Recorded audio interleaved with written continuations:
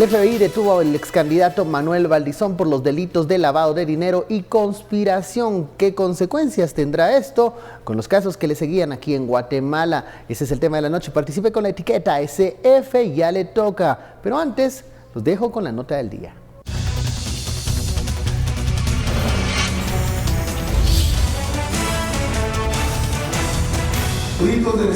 Este martes se confirmó que el ex candidato presidencial por el extinto partido Líder, Manuel Antonio Valdizón, fue detenido en Miami, Estados Unidos. La captura fue realizada por el personal del FBI por los delitos de lavado de dinero y conspiración. Manuel Antonio Valdizón tiene vigente una orden de aprehensión en su contra en Guatemala, luego que las investigaciones del Ministerio Público y la Comisión Internacional contra la Impunidad en Guatemala lo vinculan en el caso Odebrecht. Valdizón permanece desde enero de este año en territorio estadounidense, en donde las autoridades migratorias lo detuvieron luego de intentar ingresar a ese país con una visa revocada. Aún se espera la llegada de Manuel Valdizón a Guatemala, donde hace algunas semanas presentó un comunicado reconociendo que cometió errores, por la cual le pide perdón al pueblo de Guatemala y su familia. Ya veía usted en las noticias destacadas esta situación del ex candidato Manuel Valdizón detenido nada más y nada menos que por el FBI. ¿Qué consecuencias tendrá eso en los casos que se le señala acá en Guatemala? Uno de ellos, Odebrecht. De eso hablaremos esta noche. Usted puede enviar sus comentarios, opiniones con la etiqueta SF. Ya le toca. Damos la bienvenida a nuestros analistas. Philip Chicola, muy buenas noches. Buenas noches. Fernando Espina, buenas noches. Hola, buenas noches. Comencemos con esta noticia que a muchos les causó sorpresa, ya que se esperaba la pronta deportación ya de Manuel Valdizón. Él mismo había anunciado que no se iba a oponer a ese proceso. ¿Qué cambia ahora con esta situación? Comencemos por acá, Philip. Bueno, a ver, digamos que aquí se invierte el orden de los factores, porque, bueno, Manuel Valdizón estaba literalmente a punto de ser deportado. Es más, se esperaba su deportación, si no sé mal, para el viernes de hace 2 semanas. No terminó ocurriendo por retrasos administrativos. Y hoy, digamos, la sorpresa del FBI es que lo captura y lo acusa de los delitos de lavado y conspiración para cometer lavado de dinero. ¿Qué es conspiración? Porque suena a complot eso, pero ¿qué significa? Vean, el delito de conspiración en Estados Unidos es comparable, aunque a ver, no son figuras penales exactas o análogas, pero es comparable a la figura de la conspiración aquí en Guatemala, la conspiración para cometer un crimen, pero tal vez más el tipo penal más recurrente y que es comparable a la figura de asociación ilícita.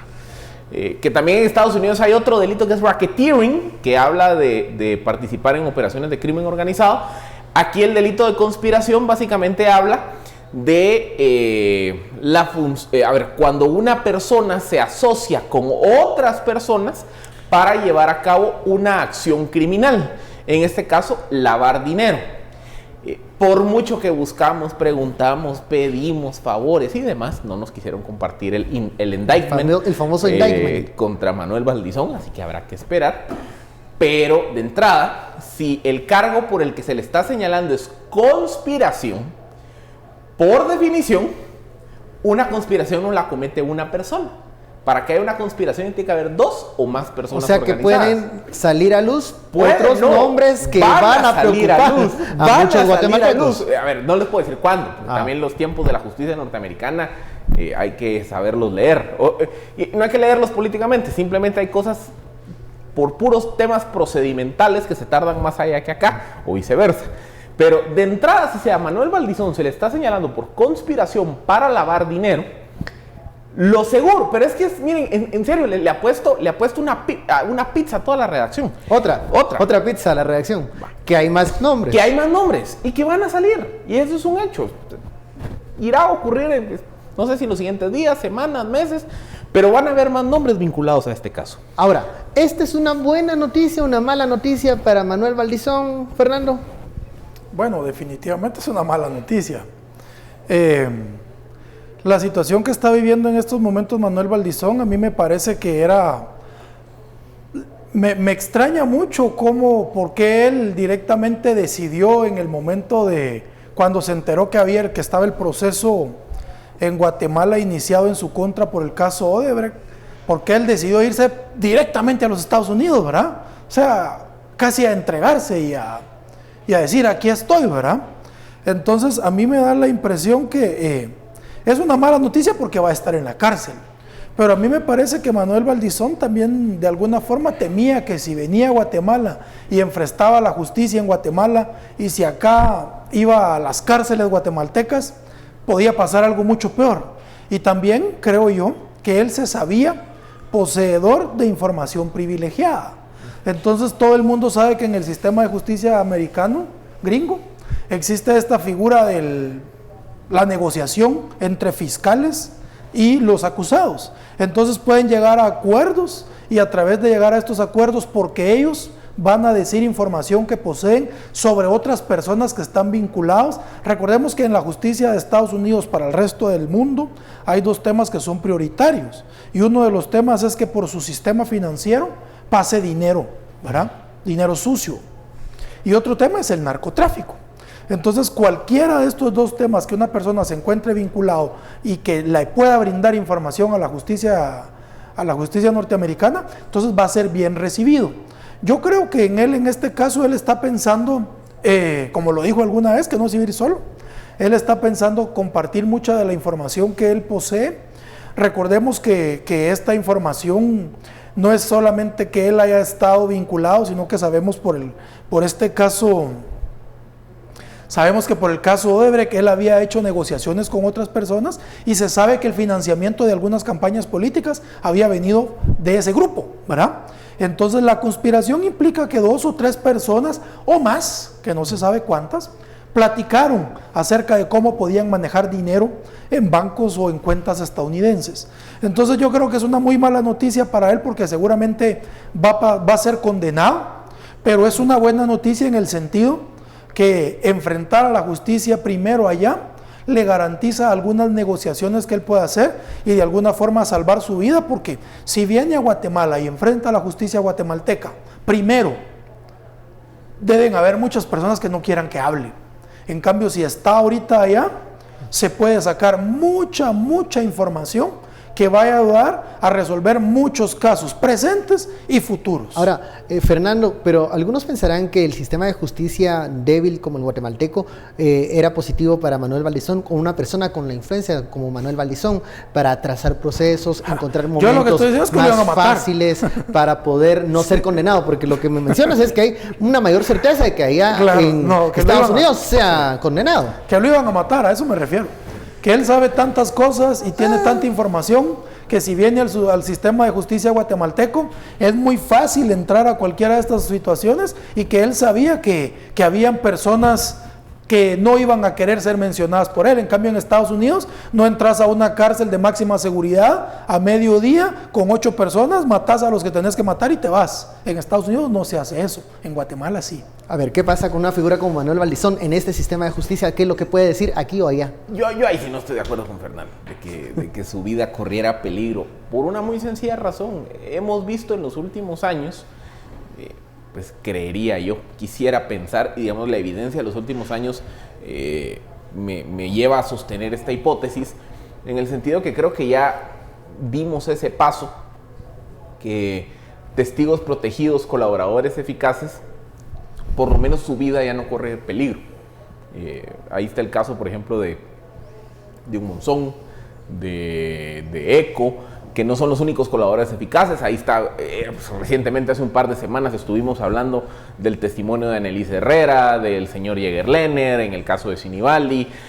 Hay N cantidad de colaboradores eficaces en el caso Cooptación, en el caso La Línea, en fin. Pareciera que ese componente de miedo histórico que había para quienes colaboraban con la justicia, yo ya no, por lo menos ya no lo veo tan alarmante como sí lo señala Fernando. El efecto que esto tiene, yo sí considero que aquí, a ver, aquí sí como dice la frase, la alteración del orden de los factores sí altera el resultado. ¿Por qué? Porque si Valdizón era iba a ser sujeto de la deportación y tenía que enfrentar a la justicia guatemalteca, en primera instancia la iba a enfrentar por asociación ilícita y lavado de dinero asociado al caso de Odebrecht. Pero seguramente le iba a llegar por otro camino. Vimos el caso de la semana pasada de seguridad y transporte, de cómo dinero sustraído del pago de seguridad de Transurbano terminó en última instancia sirviendo o siendo utilizado para pagar, sufragar parte de los costos asociados a uno de los helicópteros de Valdizón. Entonces, por uno u otro camino, le iban a volver a llegar. Esto iba a ser algo así como Roxana Valdetti, que cuando la FESIN entre el 2015 y el 2016-17 jalaban una pita por un lado, jalando le llegan a Valdetti.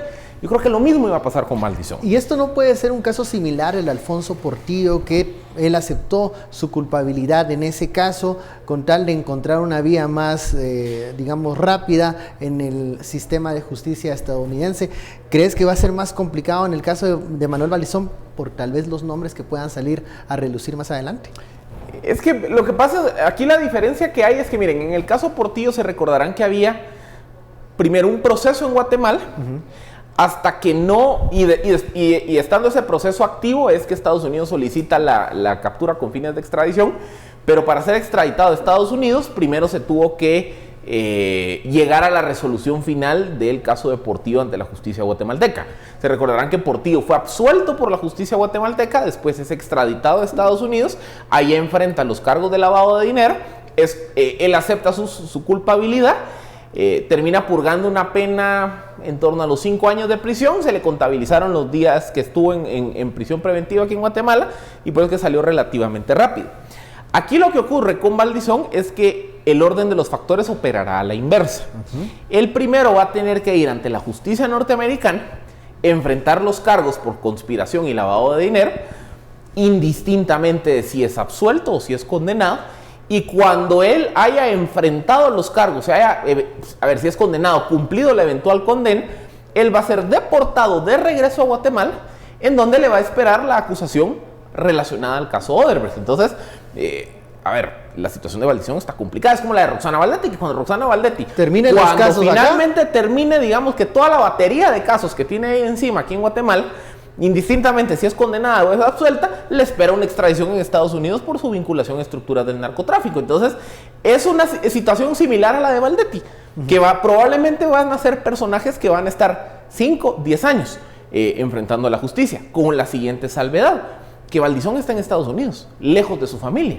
A mí no me extrañaría que la familia le sea retirada la visa derivado de todos estos señalamientos que hay en contra del padre de familia, y conforme vaya saliendo más cosas a la luz, creo que eso también genera, digamos, un incentivo que fortalece, digamos, la anuencia de los acusados de colaborar con la justicia. Bueno, vamos a la primera pausa, regresamos sobre esta situación de Manuel Valdizón, ahora detenido por el FBI en Estados Unidos. ¿Qué le espera al ex candidato presidencial Manuel Valdizón con la justicia norteamericana? Eso al volver.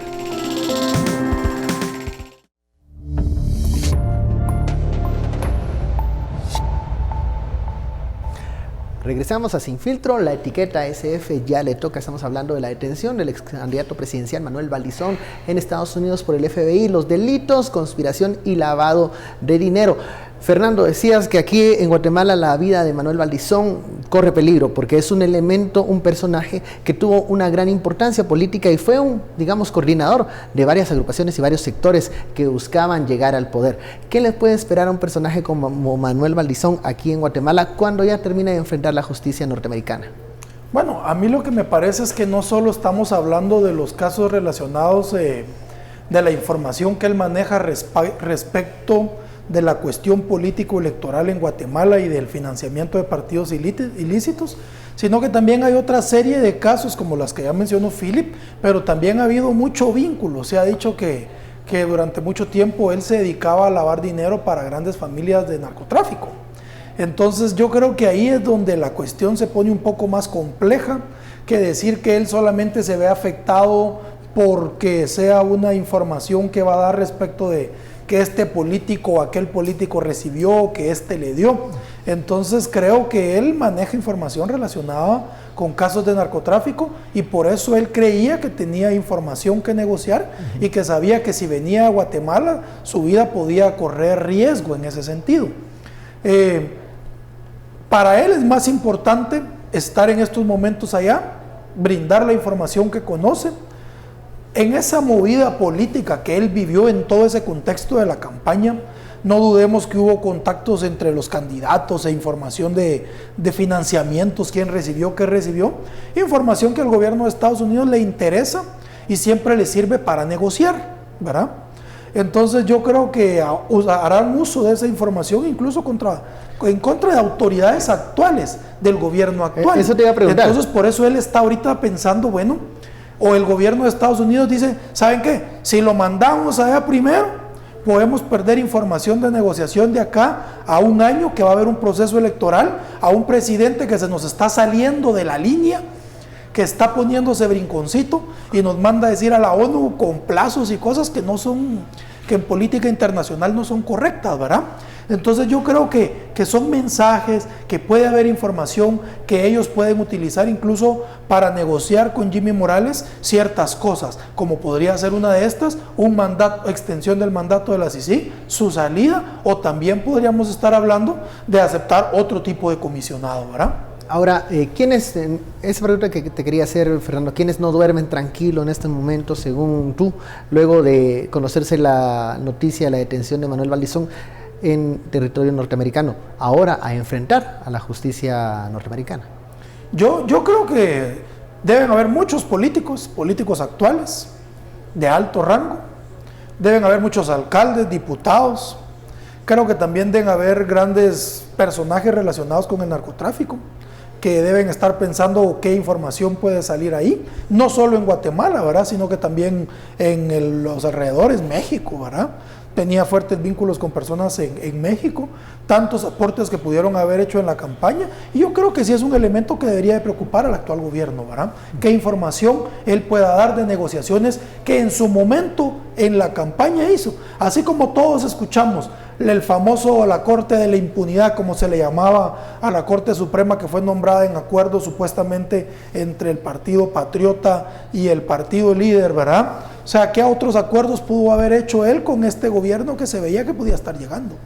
El timing o el tiempo de la detención llama mucho la atención, Philip, sobre todo por el contexto que se está dando en el territorio nacional, el debate, esta discusión de la prórroga de CICIG, de la prohibición del ingreso del comisionado en estos momentos. ¿Cómo afecta esto al escenario en la persona de Manuel Valdizón? Pues que el club de los desvelados pues ya no solo tiene que preocuparse porque les toquen la puerta a las 6 de la mañana. El club de los desvelados también tiene que preocuparse ahora por lo que el cargo de conspiración relacionado a Manuel Valdizón pueda implicar. Lo que hablábamos, si es conspiración es que hay más de una persona involucrada en esta. Entonces, como Estados Unidos, el FBI es quien está procesando, a mí no me extrañaría, por eso les digo, no les puedo decir si eso va a ocurrir mañana o va a ocurrir en 6 meses, un año, pero a mí no me extrañaría que veamos más de alguna solicitud de extradición asociada a este caso. Emanado de la información que pueda dar ojo, Manuel. Ojo, aquí estamos hablando con información muy limitada, porque a estas alturas del partido, al no haber tenido acceso al indictment, no hay información de cuál es la razón o cuál es el caso, el evento por el cual la justicia norteamericana captura a Manuel Valdizón. La lógica, siguiendo un poco la experiencia de lo que ocurrió en el caso Portillo, sería que se utilizó el sistema financiero norteamericano para mover capitales de dudosa procedencia. Eso puede ser. Otra alternativa es que, pero por eso aquí sí estamos especulando al 100% porque no hay información. Otra alternativa es que haya algún tipo de participación de Manuel Valdizón en operaciones mayores de lavado de dinero y que por eso es que viene ese requerimiento. Pero hasta no ver el indictment, no vamos a tener información real de qué es concretamente lo que se le acusa. Por ejemplo, en el caso Portillo, se recordarán ustedes, a Portillo se le procesa en Estados Unidos por lavado de dinero porque él recibe de forma anómala los cheques del gobierno de Taiwán. Eso se tipifica como soborno, pero él viene y utiliza el sistema financiero norteamericano para mover esos recursos que tienen una procedencia ilícita porque son producto de un soborno. Después llegan al sistema financiero europeo, si no estoy mal, de Luxemburgo, pero Estados Unidos le dice: tú utilizaste mi sistema financiero para mover dinero sucio de proceso. Esa puede ser lo que ocurra con Valdizón. o puede ser otra cosa mayor, pero hasta no tener el indictment no podemos saber concretamente. O sea, en estos momentos tenemos información limitada para conocer cuál es la profundidad del caso o los alcances que pueda tener. Yo quiero hacer otra reflexión. Estamos hablando de Manuel Valdizón, el candidato favorito de la última elección. Él era casi, digamos, si se seguía esa tradición del que le tocaba, el futuro presidente de Guatemala. ¿Cómo hubiese sido una presidencia de Manuel Valdizón? La Comisión Internacional lo hubiese investigado, estuviese pataleando igual que está haciendo esta administración en este momento. ¿Saben qué me estaba acordando? ¿Saben quién fue el primer gran enemigo de Iván Velázquez? El primero que dijo, sí, pero sin Iván Velázquez. Manuel Valdizón. Se recordarán aquellas jornadas, si no estoy mal, creo que fue de julio a agosto de 2015, cuando CICIG y MP presentan una solicitud de antejuicio contra el entonces candidato vicepresidencial Edgar Barquín, quien desde entonces fue condenado por el delito de tráfico de influencias. Y entonces viene el partido líder, que en ese momento estaba a primer lugar en las encuestas, y dice, no, yo me voy a oponer a CICIG. Hicieron su vigilia. Hicieron aquella vigilia, se recordarán aquella vigilia frente a la Corte Suprema de Justicia, que hubo marchas, hasta se le fue. Fueron los primeros que le fueron a hacer manifestaciones afuera de la CICIG. Ahí ustedes se dan cuenta que aquí el tiempo pasa, todo sigue igual y lo único que cambia son los actores con los intereses enfrentados. Pero entonces, ¿qué hubiese ocurrido? Seguramente, a ver, lo que pasa es que aquí sí estamos hablando sobre un escenario muy hipotético. Valdizón hubiese tomado la presidencia enero de 2016 y hubiese entrado en un conflicto directo con la CICIG. O sea, la misma historia que está pasando con Jimmy Morales y tal vez se adelantaba un año. Correcto. La diferencia es que en ese momento, principio de 2016, el respaldo de CICIG era masivo. Entonces, seguramente el rechazo ciudadano hubiera sido masivo desde el primer día a las acciones de un posible presidente Valdizón. Lo que sí hubiese sido un bochorno espectacular, imagínense un presidente en funciones y que la justicia lo requiera. ¿Cómo hubiese sido ese escenario de Manuel Valdizón en el Palacio Nacional de la Cultura? Bueno, yo creo que un gobierno de Manuel Valdizón hubiera sido un gobierno bastante pintoresco. Yo me atrevería a decir que hubiéramos tenido un personaje, tal vez no de la talla de Jimmy Morales y sus malos chistes, ¿verdad? Y sus metidas de pata, pero sí hubiéramos tenido un presidente que hubiera estado mucho metido en los medios confrontando, ¿verdad? Creo que él traía una agenda completamente distinta y él se hubiera pegado de entrada con los intereses de China. Creo que él hubiera negociado directamente por ahí. Él tenía ciertas pugnas con los sectores económicos. Yo no estoy seguro si él hubiera estado obviamente hubiera estado en contra de la lucha contra la corrupción porque él sabía que por ahí le iba a tocar, pero no hubiera tomado alguno de estos dos bandos, sino que él tenía, por todos los capitales que él manejaba, tenía la fuerza para pelear solo su bando. Creo que a eso también le temían mucho los capitales en Guatemala, que él no se iba a dejar controlar en ese sentido. No creo que hubiera sido un gobierno muy diferente de lo que tenemos hoy día, ¿verdad? Que hubieran habido obras, acciones o cosas positivas. No lo creo. Recordemos que Jimmy Morales, como al principio estaba comprometido, la primera acción que hizo fue firmar por 2 periodos la extensión de la CICIG, no uno, él firmó 2. Ahora se debe estar lamentando. A lo mejor Valdizón no hubiera firmado esa extensión, ¿verdad? Hubiese sido una administración de choque directamente con CICIG. Yo creo que hubiera sido una administración de choque con CICIG, de choque con el gobierno de Estados Unidos y de choque con sectores económicos poderosos tradicionales en el país, porque él representaba un capital distinto. Y entonces ese capital que él representaba no le hacía temer enfrentarse con los monopolios y con los grandes grupos que había en el país. Obviamente no creo que hubiera sido un buen gobierno, porque nosotros en este momento, desde que empezó la cuestión de la corrupción en 2015, hemos estado en transición. Y hubiera sido un gobierno en transición que hubiera sido una cuestión convulsa. Y no creo que el próximo gobierno tampoco vaya a ser un gobierno permanente. Bueno, no permanente, sino que lo que quiero decir es que también va a ser un gobierno de transición, porque vamos a estar nosotros en un periodo de acomodo de estas fuerzas, a ver qué parte del capital queda vigente por lo menos unos 10 años. Pero si se dan Entonces cuenta, no estamos diciendo que vamos a tener un gobierno que esperamos que va a marchar como tradicionalmente lo hemos visto. Vamos a tener conflictividad social y política 10 años. ¿Se dan cuenta que las 3 agrupaciones políticas que disputaron la última elección, estamos hablando de FCN, Nación, Líder y UNE, las 3 agrupaciones hubiesen tenido problemas con CICIG de llegar al poder. La une con el vicepresidente, si hubiese ganado la candidata Sandra Torres. O sea que los escenarios de lucha o de choque hubiesen sido similares. Sí, porque imagínense, a ver, ¿qué hubiese pasado? En enero de 2018, tercer año de gobierno del presidente Manuel Valdizón, si sigue Ministerio Público hubiesen presentado una solicitud de antejuicio por lavado de dinero de asociación ilícita vinculado al caso Odebrecht. Imagínense el escándalo que eso hubiera sido algo así como lo de Pedro Pablo Kuczynski en Perú. Que provocó su eventual destitución. Y 6 meses después, pues hubiese venido indistintamente a ver si el Congreso lo protegió o no, pero después hubiese venido la solicitud de extradición de un Estados Unidos. Imagínense cómo hubiera sido esa historia. Que presidente Valdizón viene Sisig MP, solicitud de antejuicio por el caso Odebrecht en enero. Ya para entonces el Congreso de la República había cerrado filas, porque aquí mucha vienen por todos. Entonces hay que proteger al presidente Valdizón, líder de la unidad nacional, defensor de la soberanía. Y entraba sin vicepresidente. Sí. Bueno, entraba sin vicepresidente, correcto. Tenía que asumir a alguien más. Va, pero entonces en todo ese estira y encoge, seguramente el presidente Valdizón enfrentándose a la Sisig por las acusaciones de lavado de dinero enfrentado en el caso Odebrecht. Defensor de la soberanía. Defensor de la soberanía. Amigo de China continental. Coqueteando con China continental, ahí haciendo cabildeo con sus amigos en Washington. La historia no hubiera sido diferente. La diferencia es que en lugar de Jimmy Morales sería Manuel Valdizón. En lugar de un antejuicio por financiamiento electoral ilícito, hubiese sido un antejuicio por el caso Odebrecht. Ahí la diferencia es que no hubiera tenido vicepresidente, porque ya para entonces Edgar Barquín hubiese estado procesado por el caso de tráfico de influencias. Al estar hoy condenado, porque la condena está en firme, todavía entiendo que no han terminado de cumplir el periodo de la condena, no hubiese podido asumir el cargo, entonces por ende hubiese tenido que designar a otro vicepresidente. Entonces, imagínense, viene al Congreso y sostiene al presidente Valdizón porque sin partido.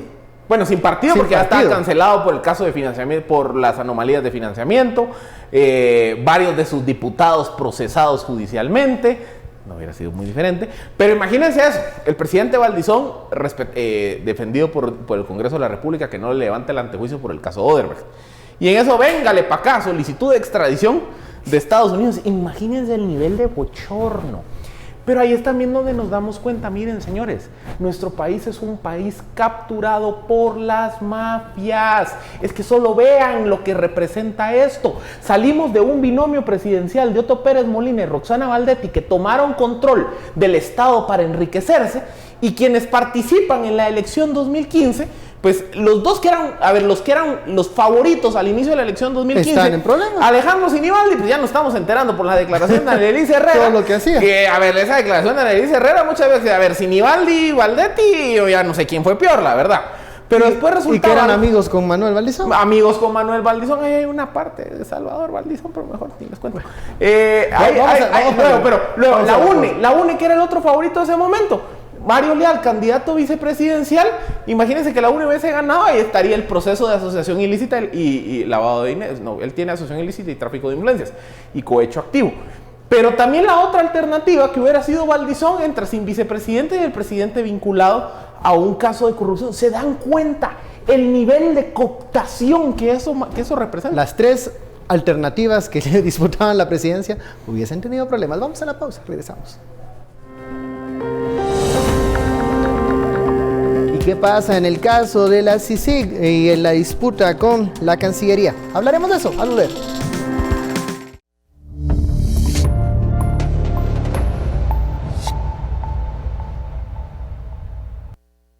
La ministra de Relaciones Exteriores, luego de la reunión de gabinete, acudió a una conferencia de prensa donde desmintió los supuestos rumores que se analizaba la eliminación de la Comisión Internacional contra la Impunidad en Guatemala.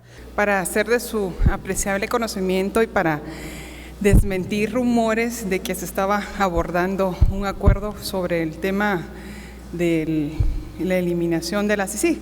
Ese tema pues en ningún momento se ha abordado ese tema. Hay una negociación que se tiene que trabajar con Naciones Unidas y también ya todo está establecido por la vía diplomática. Así que para desmentirles respecto a este tema. También afirmó que a partir de hoy iniciarán las entregas de las visas de trabajo para los empleados de la comisión, luego de pasar por un análisis. Con relación al tema de visas, de los trabajadores de la Comisión Internacional contra la Impunidad en Guatemala, para informarles que el día de hoy pues ya empiezan a entregarse algunas de las visas que han sido terminados de hacer sus análisis respectivos. Así que estaremos dando ya esta información. El portavoz de la CICIG, Matías Ponce, señaló que aún no han tenido ninguna comunicación ni notificación por parte de Cancillería por el tema de las visas.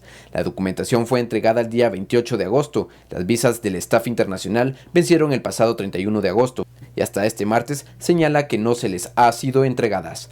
Mientras la agrupación social Frente Ciudadano contra la Corrupción le mandó una carta al secretario de la ONU, donde le pidió que no abandonara a los guatemaltecos, detallando la serie de conflictos de intereses de Jimmy Morales para apresurar la salida de la misión anticorrupción de la Organización de las Naciones Unidas en septiembre del 2019 y la del Comisionado Internacional. Por una Guatemala en paz, David Sanchinelli y Emilio Artiga. Ahora damos paso al segundo tema de la noche, en la continuidad de esta crisis, de este enfrentamiento entre gobierno y Naciones Unidas. Ahora sale la canciller a aclarar de que no se está tomando ninguna decisión para disolver la CICIG en el gabinete de gobierno ni nada parecido, pero hay contradicciones también en sus declaraciones. Dice que ya se están dando las visas de trabajo para el personal extranjero de la comisión, pero al consultarle a la CICIG nos dicen que aún no se han entregado esta papelería. Asimismo, hoy por la tarde se une a esta serie de cartas que se han enviado al secretario general de Naciones Unidas, una firmada por ex cancilleres y ex embajadores, en donde, no sé cómo decirlos, envían un mensaje, piden incluso disculpas por el tono de la carta que envió la canciller Sandra Jovel y hablan de encontrar una salida y de ya disminuir esta confrontación que el mismo gobierno ha elevado. ¿Qué papel se está jugando? ¿Cómo está la temperatura de esta discusión y esta tensión entre Naciones Unidas y el Ejecutivo? Fernando. Bueno, yo creo que esto hay que verlo en dos dimensiones. Primero deberíamos de analizar qué es lo que está haciendo el gobierno de Guatemala y cómo lo estaría viendo y cómo lo debe de estar viendo Naciones Unidas. Entonces, si nosotros vemos cómo lo está viendo el gobierno de Guatemala, lo está viendo como una guerra frontal hacia la Comisión, hacia Naciones Unidas y hacia el comisionado Iván Velázquez. Ya dijeron que no van a renovar más el mandato, lo dijeron con mucho tiempo de anticipación. Siguieron la confrontación contra el señor Iván Velázquez, pero tenemos una resolución de la Corte de Constitucionalidad que les dice, les recuerda, yo creo que esto es importante. La Corte le recuerda, si usted tiene problemas con el acuerdo que firmó con Naciones Unidas, con la CICIG, tiene que resolverlo por los medios que ese acuerdo dice, que es por la diplomacia, por los acuerdos y negociaciones. Básicamente le está diciendo, usted no puede, a lo mejor sabían, y le está diciendo, usted no puede en estos momentos venir y decir que ya no va a continuar la CICIG, que la va a echar. ¿Por qué? Porque los convenios internacionales, cuando no tienen un plazo, cuando tienen un plazo determinado, tienen que llegarse hasta ese plazo. Y el convenio de CICIG no establece causas de terminación anticipada que les permitan a ellos resolverlo en estos momentos. Entonces el convenio se vence cuando ya no hay cruce de cartas y llega a su periodo. Entonces yo creo que la Corte Constitucional les hablaba de eso. Y ahora, y veamos, entonces el gobierno en esa confrontación trata de arrinconar a la CICIG, a Naciones Unidas, y le dice, bueno, en primer lugar, en diplomacia internacional las formas son muy importantes. Entonces este documento que le manda el gobierno de Guatemala, donde le exige que le mande una terna, cosa que no puede hacer, porque si se fijó en el convenio que se nombraba a través de la ONU, que la ONU nombraba, porque de lo contrario podía ser cooptado o cubrir los intereses del gobierno, no le van a preguntar al gobierno, mira, ¿querés que este sea el que te persiga? No, bueno. En segundo lugar, le pone un plazo, ¿verdad? Entonces, en tercer lugar, como que le está dando una orden, Naciones Unidas de decir, bueno, estos me están arrinconando para desesperarme, para que yo responda, esa no es la forma de relacionarse conmigo y cerremos la CICIG. Pero entonces ellos saben que para lo que está viviendo en este momento Guatemala o para los intereses que ellos representan, es importante que la lucha contra la corrupción y la CICIG permanezcan. Entonces ellos ¿qué deberían hacer o qué van a hacer? En primer lugar, ha mantenido la línea, Iván Velázquez es el comisionado, ¿verdad? Entonces, mientras ellos no digan que el comisionado cambia, el gobierno de Guatemala estaría obligado a recibir a Iván Velázquez. En segundo lugar, no creo que vayan a cumplir con esos plazos que le pidieron, porque a ellos no se les puede poner plazos. Yo creo que Naciones Unidas lo está viendo así como, bueno, estos están emberrinchados porque sí están siendo perseguidos y no vamos a caer en su juego y vamos a mantener. A lo mejor van a ceder en poner otro comisionado, pero no van a ceder en las demás cosas que le están pidiendo, y saben que Guatemala no es alguien que tenga peso como para quien preocuparse de qué pueda pasar en Naciones Unidas. A ver, cuando les mencionaba esta carta que han firmado ex cancilleres, y en un párrafo mencionan esto, y lo leo. Ayer, 17 de septiembre, el gobierno de Guatemala, a través de su canciller, expresó públicamente que las instrucciones del presidente de la República era exigir al secretario general de la ONU nombrar en plazo perentorio de 48 horas a un nuevo comisionado. En ese sentido, la canciller envió una carta con esa solicitud en términos inamistosos y fuera de lugar. Nos avergüenzan estas manifestaciones y acciones unilaterales del gobierno que preside el señor Jimmy Morales, que violan el acuerdo de la CICIG y además resultan inadmisibles en las prácticas y comunicaciones diplomáticas. Cierran la carta con esto. Ante lo ocurrido en estos días, estamos a la espera que la CC, en respuesta a las peticiones de quienes presentaron el amparo 4207-2818, certifiquen lo conducente al Ministerio Público a fin de dilucidar responsabilidades penales de la cúpula de gobierno de la República de Guatemala. Firman esta carta Eduardo Stein Varías, expresidente, ex canciller; Gerd Rosenthal, ex canciller y ex embajador en Naciones Unidas; Fernando Carrera, ex canciller y ex embajador en Naciones Unidas; Alfonso Cabrera Hidalgo, ex canciller y ex presidente del Congreso; Edgar Gutiérrez, ex canciller; Ariel Riveras, también ex canciller; y Francisco Villagrán de León, ex embajador de Washington. Todos ellos muy conocedores de la política internacional. Es que realmente es una vergüenza. La Carta de Ayer, honestamente, es una vergüenza. Para empezar, el artículo 100 de la Carta de Naciones Unidas establece de forma taxativa que Naciones Unidas no recibe órdenes de los gobiernos. Miren, esta es una interpretación que yo no sé a quién se le ocurrió, pero de verdad tiene un zapato en la cabeza. Desde hace ya varios meses he escuchado la interpretación, es que la ONU está integrada por estados. Por lo tanto, el secretario Guterres es un vil empleado de los presidentes. Quien tiene esa interpretación, en serio, tiene un zapato atravesado en la cabeza. Eso no es así. Vaya a leer la Carta de Naciones Unidas.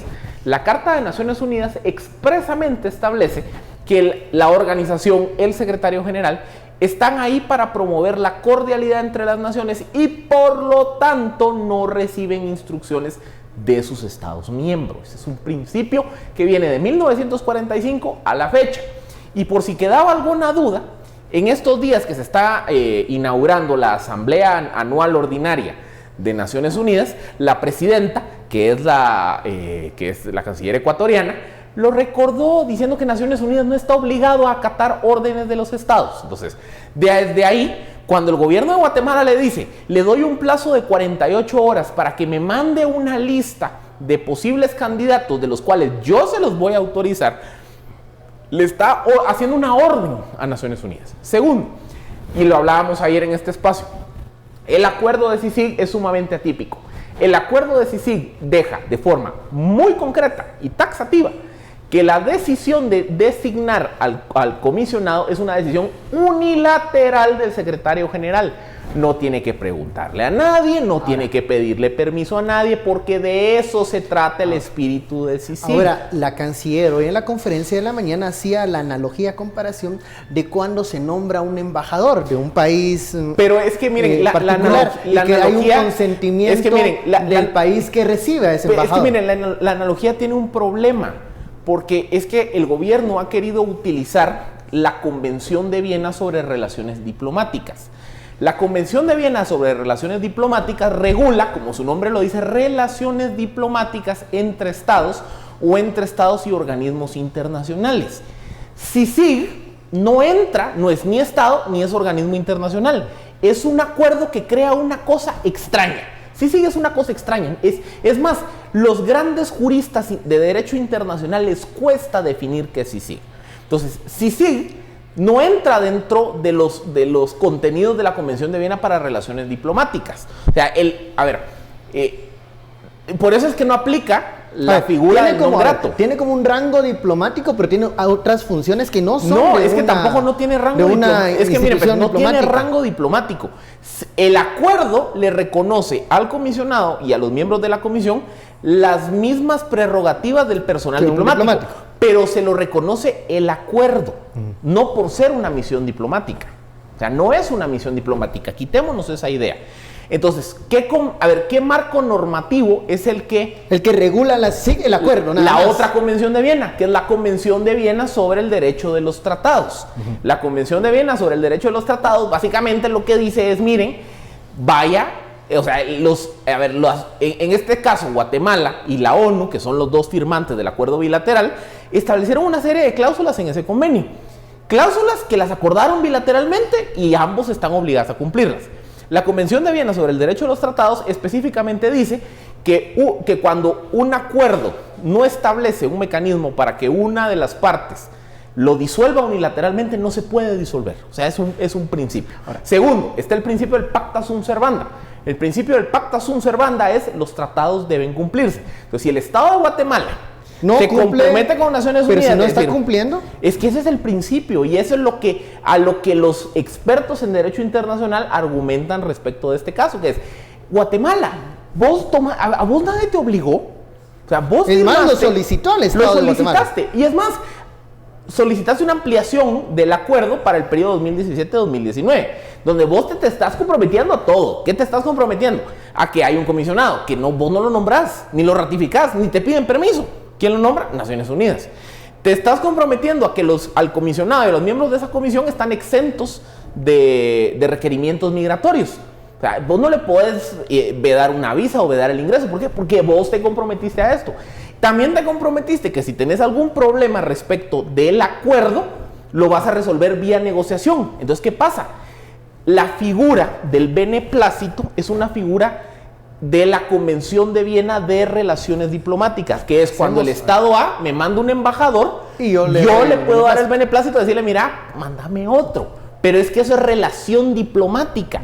El acuerdo es una cosa extraña, por eso les digo, no entra esa Convención de Viena. Vamos a la pausa y regresamos más con este tema de qué sucede con la Comisión y la respuesta de ONU. Bueno, lo que han dicho hasta el momento es que solo han recibido la comunicación, esta carta de Cancillería, pero aún no responden de manera oficial. Volvemos. Desde Naciones Unidas, ¿cómo se está viendo esta crisis en Guatemala?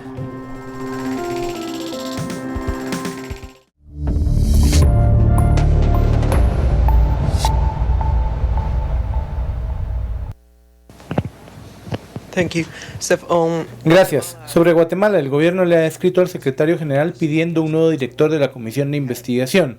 ¿Naciones Unidas va a seguir esa petición o van a seguir apoyando al señor Velázquez en ese papel? Espero dar una declaración más formal dentro de poco. Lo que puedo confirmar es que se recibió la carta y será estudiada con cuidado. Era la declaración del vocero del secretario general de Naciones Unidas. Se limitó a decir que van a estudiar la respuesta. Ya leyeron la carta de la canciller Sandra Jovel. Sigamos con este tema. Hablábamos en el corte que pareciera que las acciones últimas del Ejecutivo quieren desesperar, pareciera que quieren desesperar a Naciones Unidas para que se aplique el artículo 11 y decir que no hay condiciones para continuar el trabajo de la CICIG en Guatemala. Fernando. Sí, pareciera que eso es lo que ellos están buscando, ¿verdad? Con todas estas acciones que están realizando, le mandan un mensaje directo a Naciones Unidas de que ya no quieren a la comisión, pero Naciones Unidas, cuando firmó este convenio, de alguna forma tenía claro, cuando se le plantea esta solicitud por parte del Estado de Guatemala, no del gobierno de Guatemala, por parte del Estado de Guatemala a Naciones Unidas, donde le dice, mire, quiero por favor que ustedes me ayuden a crear un organismo que venga y me ayude a investigarme a los gobiernos que están metidos en el Estado y que roban. Entonces se hace un contrato, un convenio, en el que obviamente Naciones Unidas tendría que blindarse al máximo, porque sabía que en algún momento los gobiernos que estaban siendo investigados iban a tratar de romper esa investigación, iban a tratar de salir ellos librados de lo que estaban viviendo. Entonces Naciones Unidas pues blindó blindó ese convenio.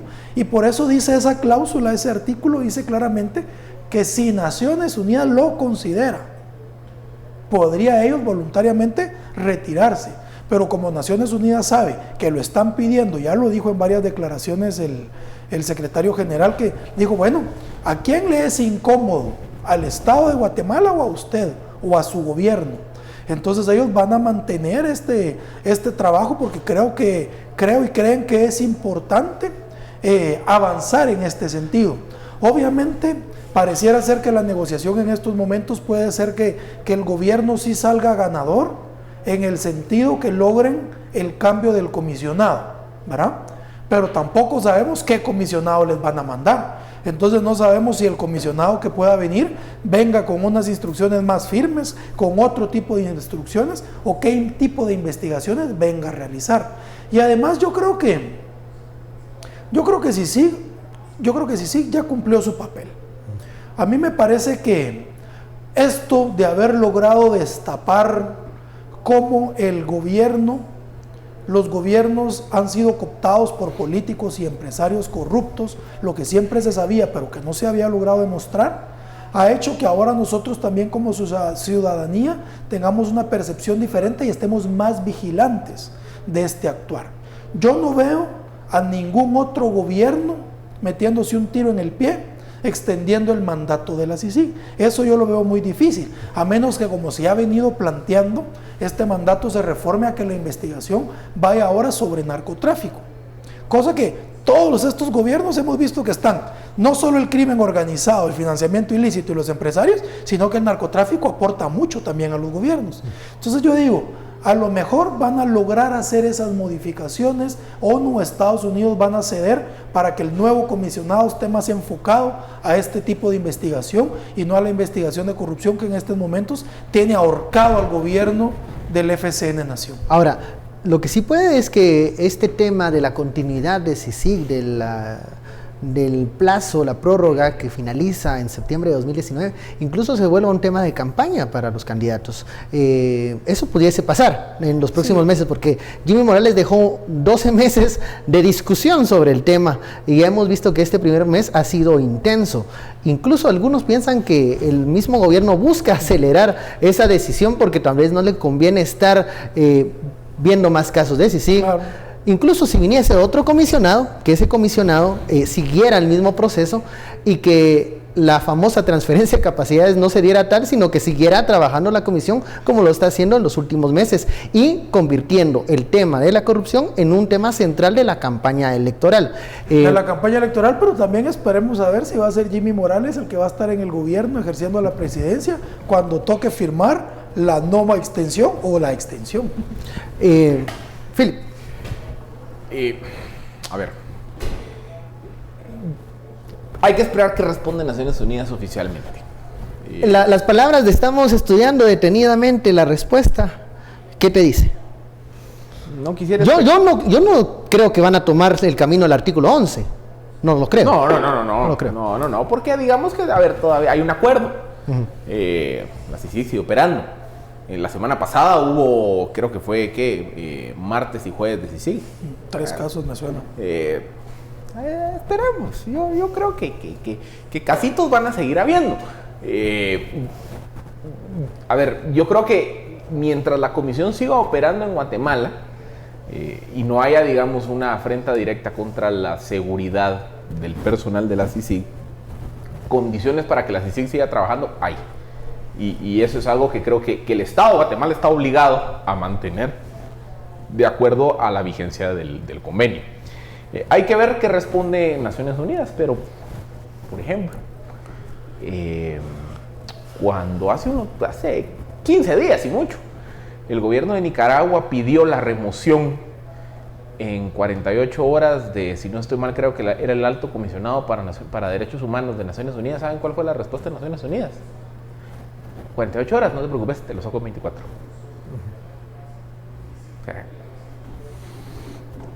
O sea, aquí se están tomando el tiempo porque hay otras decisiones. Miren, más que el tiempo. Yo creo que en Naciones Unidas tienen la película clara. En Naciones Unidas están viendo que aquí en Guatemala lo que hay es un esfuerzo de actores que se sienten perseguidos por los casos de CICIG para ver cómo echan para atrás ese esfuerzo y que entendieron que cambiando de comisionado era un primer paso para alcanzar ese objetivo. Naciones Unidas tiene clara esa película desde el año pasado. Entonces, por eso es que Naciones Unidas cuestiona la legitimidad de los motivos de todo lo que está ocurriendo aquí. Porque el Ejecutivo decía que lo que no veía bien de Naciones Unidas era ese silencio del por qué no respondía a sus, digamos, quejas que presentaron. Hay una comunicación que no la hemos mencionado.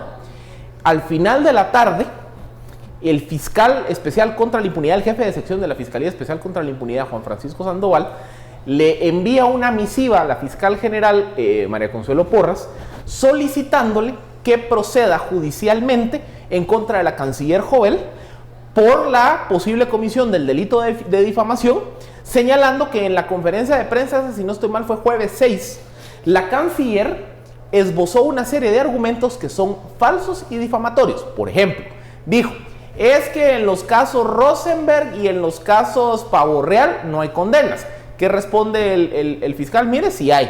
Estas personas fueron condenadas, estas personas fueron absueltas, estas personas todavía están pendientes de juicio. O sea, cuestionando el argumento de que el caso Rosenberg o el caso Pavo Real, que es el de la Granja Pavón, fueron fabricaciones y que no hubo condenas y que hubo abuso. Ahí está, el fiscal está diciendo: miren, es cierto, hay absueltos, pero también hay condenados.